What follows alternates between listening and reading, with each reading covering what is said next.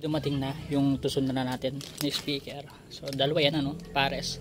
So sa ngayon, ang gagawin ko lang sa video is i-compare ko lang itong si Tusunra dito kay Tsunami So kung makikita nyo, napakalaking diferensya. So yan siya Tapos ito kasi si Tusunra, sukatin ko lang.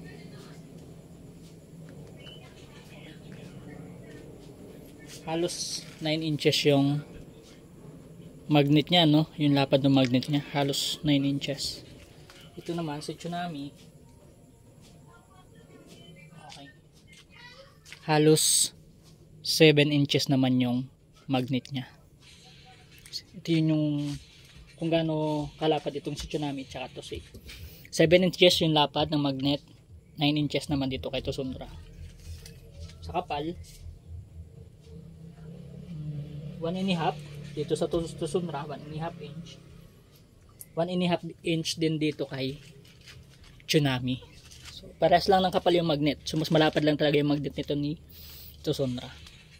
So nakalagay dito si Tsunami is 700 watts. Ito naman si Tusunra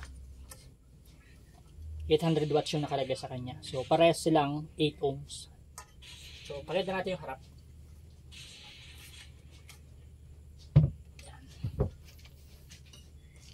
Ito si Tsunami, binibenta natin to. So ayan So pakita ko yung voice coil dito sa may ilalim sa may spider niya. So ito yung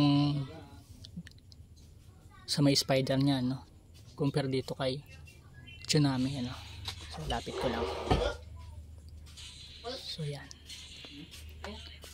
So yan ang diferensya niya So napakalaki ng dust cap dito ni Tusunra kumpara dito kay Tsunami. So ito yung niya pagkakaiba.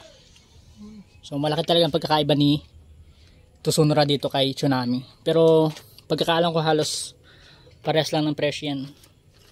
Si Tsunami is 3+, Tusunra is 3+ din.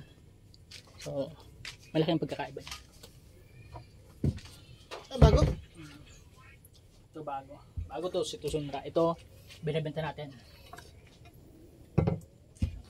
Yun ang pagkakaiba nila sa itsura. Siyempre yung voice coil niyan, mas malaki yung voice coil nito ni Tusunra. Sa nakalagay sa specs nito, 4 inches voice coil itong si Tusunra. So yun lang. So next video, compare natin yung tunog nito yung isang Tsunami natin naka-ready na yan, nakakabit pa yan. Ito si Tusunra ikakabit natin dito sa isa. So naka-ready na yan. So wait na lang natin yung sound check niya Gagamitin natin pang sound check dito si NBX10 Palalabasin natin yung full power nitong speaker nila pareho para malaman natin kung gaano kalakas. Okay.